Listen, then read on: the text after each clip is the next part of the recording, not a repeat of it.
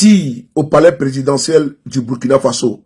Plusieurs coups de feu ont été entendus au palais présidentiel du Burkina Faso. Voici ce que certains médias nous servent depuis ce dimanche 1er mars 2026 et ce lundi 2 mars 2026. Quand nous avons eu cette information, on a pris le soin de rentrer en contact avec nos amis qui sont au Burkina Faso, naturellement. Et j'ai eu un ami au téléphone, je lui ai posé la question, j'ai dit, mais frère, comment tu vas? Il me dit, ça va très bien. Ah, il dit, ça fait 2 jours. Il dit, non, je suis là. Il dit, mais frère, on entend qu'il y a des tirs au Burkina Faso, qu'est-ce qui se passe, et que la situation n'est pas bonne. Il me dit, mais sur le départ, j'ai dit oui. Il dit, mais quand un individu avait pénétré dans la résidence à Mar-a-Lago de Donald Trump, et cet individu était armé, elle a été neutralisée par la sécurité de Donald Trump. Est-ce que le gouvernement américain a fait de ça un problème national? J'ai dit non. Est-ce que tu as vu le porte-parole du gouvernement ou bien le ministre de la Défense de la Sécurité parler de ça? J'ai dit non. Il dit bon, comment tu veux que je parle d'une situation qui n'a pas eu lieu au Burkina Faso pour ne pas dire...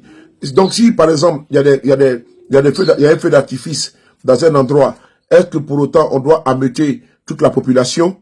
Est-ce que si par exemple il y a des véhicules qui brûlent à Paris dans les banlieues, comme le 14 juillet, fête de l'indépendance française, est-ce que pour autant on doit faire ça un cas national? J'ai dit non. Il dit sur le de Paris, il faut vaquer à tes occupations. Effectivement, j'ai vu, c'était pour vous dire combien de fois, souvent, il faut prendre avec beaucoup d'ironie certains médias. Je vais aussi vous lire ce média qui dit par exemple, plusieurs coups de feu ont été entendus aux alentours de la présidence du Faso dans la nuit de samedi 28 février au dimanche 1er mars. L'hypothèse de la tentative de coup d'État a été rapidement écartée. L'incident pourrait être lié à des tensions entre militaires, voilà, ou la gestion de la crise sécuritaire dans les pays, où plusieurs positions de l'armée ont été attaquées par des groupes djihadistes ces dernières semaines. Bon, que s'est-il passé dans la nuit du 28 février au 1er mars? Peu après minuit, des détonations ont été entendues à Ouagadougou, conduisant le Ouaïan les soutiens du régime militaire du capitaine Ibrahim Traoré, qui pensait assister à une tentative de coup d'État, à lancer une alerte. Ils sont revenus sur celle-ci un peu plus tard dans une vidéo postée sur les réseaux sociaux. Tout serait parti d'un tir sur un véhicule dans lequel étaient entreposés des produits inflammables, explique une source sécuritaire. Bon, vous voyez, ils disent que c'est eux-mêmes qui nous disent que tout est parti d'un tir. Donc s'il y a eu un tir accidentel et que si un véhicule et puis les véhicules ont pris feu, on doit ameuter le monde entier. Je pense qu'on a beaucoup de choses sérieuses à pouvoir nous apaisantir dessus. Un tir isolé, il y a des tirs isolés partout. On a vu dernièrement, il y a un soldat qui a manié son arme et de façon accidentelle, il a atteint mortellement ses camarades.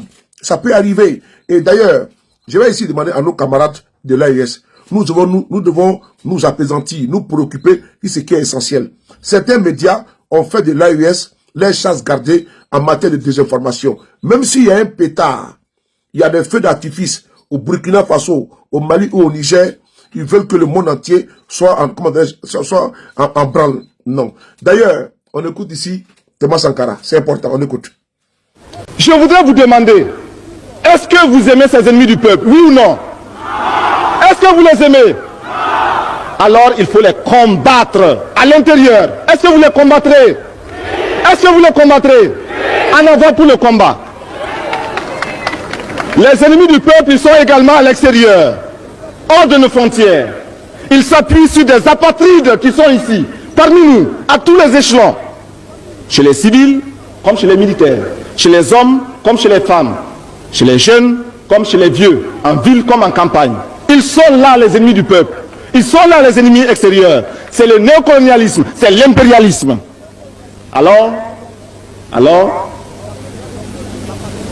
s'appuyant donc sur ces apatrides, ceux qui ont renié la patrie, ceux qui ont renié la Haute-Volta, en fait, ceux qui ont renié le peuple du Haute-Volta, l'ennemi extérieur développe une série d'attaques.